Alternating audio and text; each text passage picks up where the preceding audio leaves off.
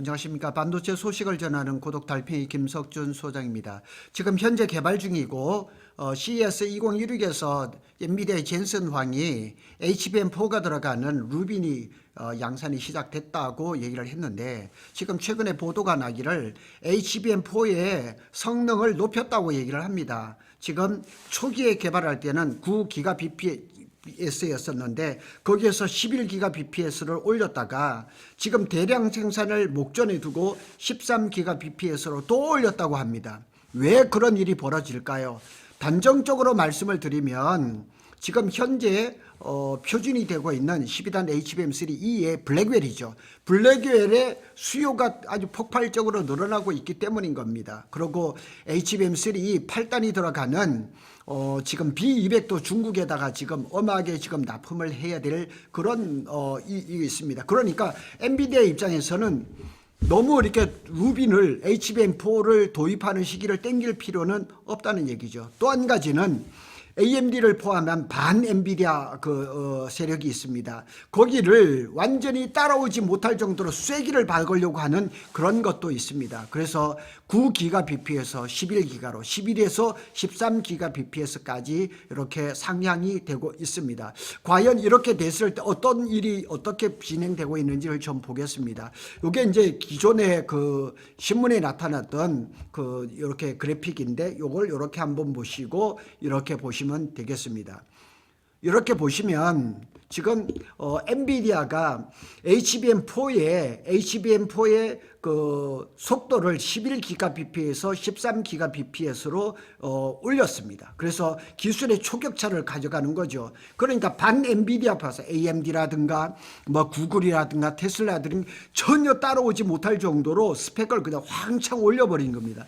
HBM4가 9기가 BPS에서 이게 지금 11기가 BPS까지 올라가 버렸단 말이에요. 그런데 만일 이렇게 된다면 코다인 D램을 새로 설계를 해야 되는 건지 이런 것도 한번 살펴보겠습니다. 그래서 23년도 상반기에 HBM3E가 계속 지속됩니다.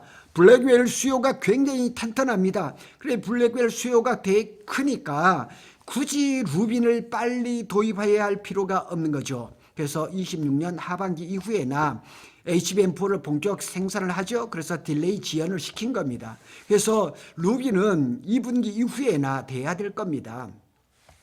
그래서 메모리 3사가 이게 어떻게 해야 되는 건지, 그래서 삼성은 퀄통과 반전 기회, 점유율 수성, 하여튼 마이크론하고 이 3사의 생각이 대응이 완전히 달라지는 겁니다. 제가 먼저 말씀을 드리는 거는 삼성전자가 HBM4에서 원C D램 플러스 4나노로 갔거든요. 그래서 그 과감한 그런 결정과 도전이 삼성한테 유리하게 간, 오늘 이 글의 결론은 뭐냐, 엔비디아가 HBM4에서 성능을 13기가 BPS로 올렸다는 얘기는 결정적으로 보면 삼성전자한테 유리하게 흘러간다는 얘기죠. 들어가기 전에 종합적으로 한 줄 결론을 미리 보고 가겠습니다.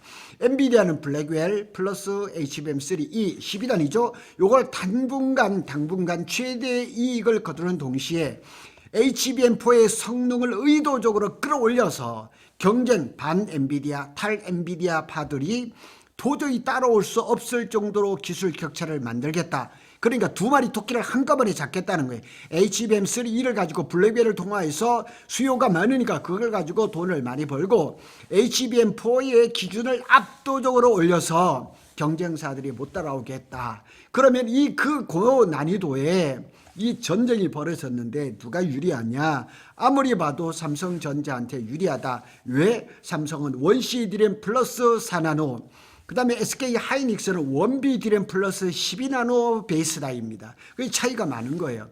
그래서 출발점은 HBM4 지연은 문제가 아니라 선택이다. 그러니까 이 아주 고도의 이 장사꾼인 엔비디아의 젠슨 황이 엄청난 그 머리를 굴리고 있는 거죠. 그래서 HBM4는 양산은 2026년 1분기가 아니라 2분기 이후에, 그리고 엔비디아가 속도 목표를 11에서 13기가 BPS로 상향을 했습니다. 결과적으로 이제 삼성, SK 하이닉스, 마이크론 모두 재설계를 해야 됩니다.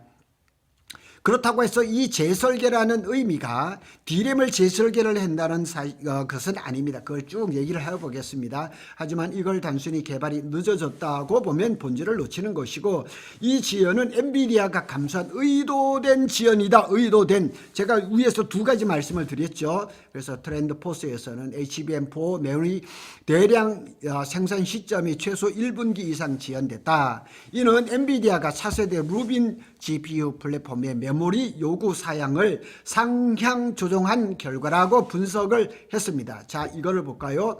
이게 AI GPU 마켓 쉐어입니다. 그러니까 AI GPU에서 엔비디아의 독점력이 얼마나 큰 거예요? 여기 보면 92%입니다. 전에는 23년인가요? 24년인가요? 이게 98%까지 간 적이 있습니다. 그리고 나머지 이 8%를 가지고 AMD가 4%, 그 다음에 기타, 인텔, 이런 것들이, 그록 이런 것들이 있는데, 이 부분들이 이런 그 외에, 엔비디아 이외에 반 엔비디아 이 파들이 엔비디아를 따라오려고 엄청 노력을 하고, 구글의 TPU 이런 것들도 엔비디아의 GPU에 도전장을 냈는데, 엔비디아가 HBM4 루빈을 앞두고 저 반 엔비디아파를 싹을 죽이겠다는 얘기죠. 왜 엔비디아는 굳이 13GBps까지 올렸을까? 핵심 목적은 속도가 아니라 격차라는 얘기예요. 속도는 당연히 나옵니다. 속도 경쟁에서도 압도적입니다. 그러나 더 압도적으로 경쟁사 탈 엔비디아, 반 엔비디아가 못 따라오게 하겠다는 거죠. 엔비디아의 문제인식은 이겁니다. AI 성능 병목은 연산이 아니라 메모리 대역폭이다. 다음 세대는 조금 더 빠른 GPU로도 부족하다. 더 빠른 게 아니라 탁월한 빠르기는 이런 게 와야 된다는 거죠. 그래서 루비는 블랙웰의 자연스러운 후속 모델이 아니다. HBM3E와 비교해서 성능 체급을 끊어내는 단절형, 그러니까 이 HBM4는 HBM3E하고는 전혀 다른 제품이다. 그 다음에 이 블랙웰하고 그 다음에 루비는 비교할 수 없는 새로운 아키텍처라는 것을 얘기를 하는 겁니다. 이를 위해서 IO 인아웃 데이터가 들어가고 나가고 하는 것도 2048개, 핀당 13GBpx, 스택당 2.6TB 이걸 내세운 겁니다. 트렌드 보스를 볼까요? 엔비디아가 핀당 11GBps 수준이었던 속도 목표치를 최근 13GBps로 높였다. 이에 따라서 HBM4 스택당 총 대역폭이 2.6TB 이상으로 늘어나게 됐다. 이런 거예요. 그래서 이 순간 HBM4는 부품이 아니라 GPU 성능을 규정하는 핵심 시스템 요소가 된 것이다. 제가 전에 방송을 한번 했던 것처럼 루빈부터 HBM4부터는 하나의 AI GPU가 아니라 시스템, 통합된 CPU, 그런 시스템이라는 것을 제가 말씀을 드렸습니다.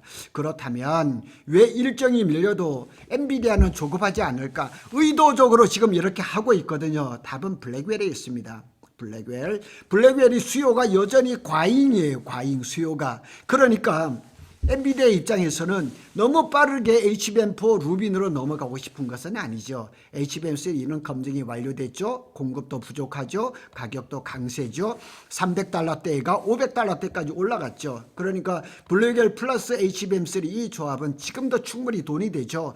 올해 26년 1년 내내 돈이 되는 그런 구조를 가지고 있어요. 그래서 엔비디아는 급하게 루빈을 낼 필요가 없다. HBM4가 완성될 때까지 기다릴 여유가 있다. 그래서 스펙을 올리는 거죠. HBM3를 더 끌고 가는 것이 단기 수익 극대화의 전략이라는 거죠. 그래서 반도체 업계 관계자는 엔비디아는 블랙웰로 충분한 수익을 거두는 동시에 루빈이 가질 압도적인 성능 절차를 확보하고자 HBM4 사양을 조정할 시간을 번 겁니다. 그래서 삼성, SK, 마이크론한테 이 스펙을 올린 겁니다. 자, 이거는 AMD의 MIX 그런 종류의 이제 AI GPU입니다. 진짜 타깃은 누구일까요? 경쟁 진영은 특히 AMD입니다. AMD가 지금 점유율이 10%도 안 되는데 싹수를 끊겠다는 얘기예요. 그래서 날카로운 전력이 보이는 거예요. AMD를 포함한 반 엔비디아 진영은 GPU 메모리 패키징 등 동시에 주도하기가 어렵고 HBM 스펙을 따라가는 구조, 엔비디아를 따라가는 구조예요. 지금까지는 앞에서 표에서 봤던 것처럼 엔비디아 AI GPU의 점유율이 90%가 넘기 때문에 AMD라든가 구글이라든가 테슬라, 마이크로소프트들은 이 엔비디아가 지나간 그 발자기를 따라가는 거예요. 그래서 HBM4가 11기가 BPS 수준이었다면 시간을 두고 추격이 가능하다 생각을 했는데 13기가 BPS 플러스 2048개 인아웃이 되면 메모리, 베이스타이, 전력, 그 다음에 패키징, 소프트웨어 동시에 해결을 해야 되는데 이거를 못 따라가는 거예요. 그런데 엔비디아는 이미 준비가 된 거예요. 이건 후발주자에게 거의 불가능한 난이도예요. 그래서 HBM4 상향은 AMD를 비롯한 경쟁 진영을 겨냥한 기술적 방벽이에요. 넘지 못할 만리장성이 돼버린 겁니다. 그럼 이 고난이도 전장에서 왜 삼성이 부각되는가? 오늘은 제가 이거 말을 하고 싶었던 거예요. 13기가 BPS는 D램 싸움이 아니라 시스템 싸움이라는 거죠. 11기가 BPS까지는 수율이나 TSV 뭐 이렇게 경험들이 중요하지만 13기가 BPS부터는 파이라든가 신호 무결성, 전력, 열, 베이스타임. 자, 베이스타이 있죠? 베이스타이. 자, IDM, 종합 반도체 회사죠? IDM이 누가 있어요? 삼성전자가 있죠? 로직 경험, 삼성은 로직을 하죠? 그러니까 IDM 플러스 로직 경험이 있는 회사는 누구예요? 삼성밖에 없다는 거죠. 자, 이거는 코엑스에서 제가 직접 보고 HBM3, HBM4 실물이 전시가 되어 있습니다. 왜 삼성이 유리하냐? 원시 D램의 위상이 변경이 됐다는 거예요. 그래서 13기가 BPS 구간에서는 RC 감소, 여기 뭐 RC 여기도 다 써놨습니다. 반도체 뭐 신호 관점 이렇게 해서 RC는 신호가 얼마나 빨리 느리게 반응하는지를 결정하는 시간 상수다 이렇게 얘기했습니다.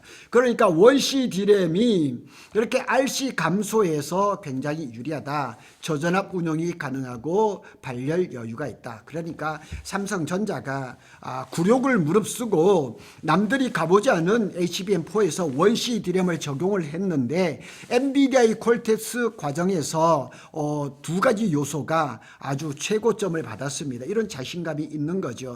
자, 11기가 BPS에서 원시 D램은 있으면 좋고 좋은 옵션입니다. 그런데 13기가 BPS에서는 없으면 불리한 조건이라. 다시 말해서 원비 D램을 가지고 HBM을 만들고 있는 SK 하이닉스나 마이크론에 비해서 삼성이 일단은 유리한 고지를 점했다. 그 다음에 4나노 베이스타입. HBM4에서는 베이스타입가 굉장히 중요합니다. 여기에서 커스텀 HBM하고 그냥 커먼 그냥 일반 그 HBM하고 나눠지는 겁니다. 그래서 이게 승부의 핵심이 되는 거죠. HBM4에서는 베이스타인은 단순 연결한 칩이 아닙니다. 고속 I/O 전력 클럭을 담당하는 로직 칩입니다. 그래서 삼성전자는 4나노 로직 공정을 내재화했죠. 파운드리를 가지고 있죠. 메모리 파운드가 협업이 긴밀하게 이루어지고 있죠. 공정 단계에서 파이라든가 전력, 열 동시에 최적화해서 할 수가 있는 거죠. 그래서 난이도가 올라가면 갈수록 삼성의 구조적 강점이 드러나는 그런 판이 벌어진 겁니다. 최근에 제가 방송을 했죠.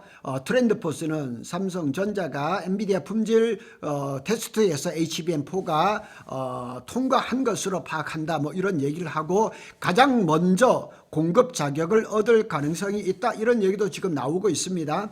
업계에서는 HBM4는 기존 D램 공정 한계를 뛰어넘는 파운드리 공정까지 결합하는 고급 맞춤, 고객 맞춤형 메모리 CHBM이라 그럽니다. 그래서 단순히 속도만 높이는 것이 아니라 발열 제어라든가 패키징 기술 누가 엔비디아의 눈높이에 맞추느냐. 그래서 그동안 굉장히 낮은 고전을 하고 있던 삼성전자가 SK 하이닉스보다 한 발 앞서는 것 아닌가 하는 이런 예상이 많이 나오고 있습니다. 그러면 SK 하이닉스의 위치를 한번 볼까요? 중요한 구분입니다. SK 하이닉스가 약해진 것일까? 아닙니다.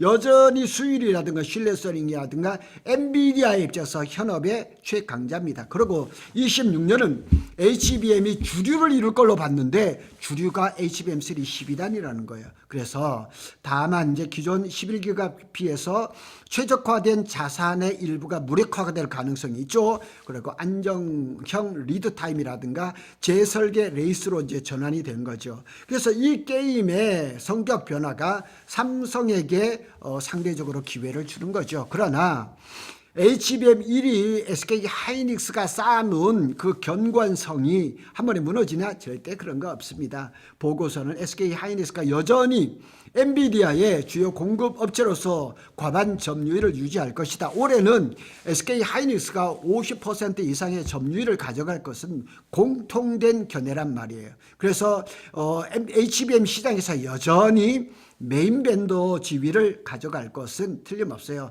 뭐 마이크론도 추격이 거세지지만은 이게 지금 13기가 BPS가 되면서 이게 그 D램 단에서도 손을 봐야 되지만 베이스 다이 쪽에서도 굉장한 또 어떤 뭐가 있어야 된단 말이에요. 모든 걸 합치면 엔비디아의 전략은 이겁니다. 딱 두 가지입니다. 엔비디아는 이중 전략을 쓰는 거예요. 단기적으로 블랙엘 플러스 HBM3 최대 물량으로 해서 최대 ASP. 그러니까 HBM3는 지금 어떻게 보면 다 성숙화가 됐단 말이에요. 이걸 가지고 블랙웰을 잘 만들어서 수익을 극대화를 하겠다. 그 다음에 중장기적으로는 HBM4의 난이도를 극상향시켜서 경쟁 진영을 봉쇄를 하고 성능 격차를 한 번에 완전히 벌려놓은 거예요. 따라오기 힘들 정도로. 그래서 루비는 빨리 내는 제품이 아니라 판을 다시 정의하는 제품이다. 그래서 최종 한 문장으로 정리를 해보면 HBM4 지연 13기가 BPS는 기술적인 실패가 아니다. 엔비디아가 돈을 벌면서 HBM3로 블랙웰을 통해서 돈을 벌면서 동시에 경쟁사를 멀리 그냥 보내버리는 거예요.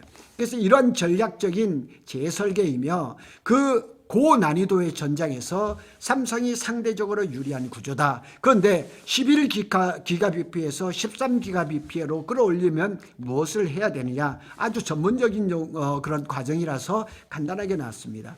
HBM4 속도를 9, 11, 13기가 BPS로 올리려면 D램 셀을 변경하는 것이 아니라 I/O 회로 배선 TSV 기생 성분이라든가 전력, 열, 수율, 테스트 전반 특히 11에서 13 구간에서 대대적으로 재설계를 해야 된다. 가장 기본이 되는 D램을 안 건든다는 거예요. 그 옆에 있는 옆대기에 있는 것들을 이렇게 터치를 재설계를 해서 이 속도를 올리겠다는 거죠. 이 고속 구간은 셀 미세화 싸움이 아니라 삼성은 원시 D램 플러스 4나노 베이스 다이의 설계 체력, SK 하이닉스는 수율, 양산 안정성이 각각 강점이 이렇게 부각되는 그런 구간입니다. 그래서 HBM4 13기가 BPS는 셀 문제가 아니라 설계, 전력, 수율을 전부 다시 짜야 되는 그런 난이도라 생각해 보면 됩니다. 어쨌거나 D램의 성능이 높으면 13기가 BPS를 달성하는데 좀 더 수월하다. 그러면서 삼성이 조금 더 유리한 고지를 차지한 것이 아닌가 이렇게 결론을 지어볼 수가 있겠습니다. 구독 달팽이는 삼성전자와 SK 하이닉스의 반도체 소식을 빠르게 전해드리고 있습니다. 감사합니다.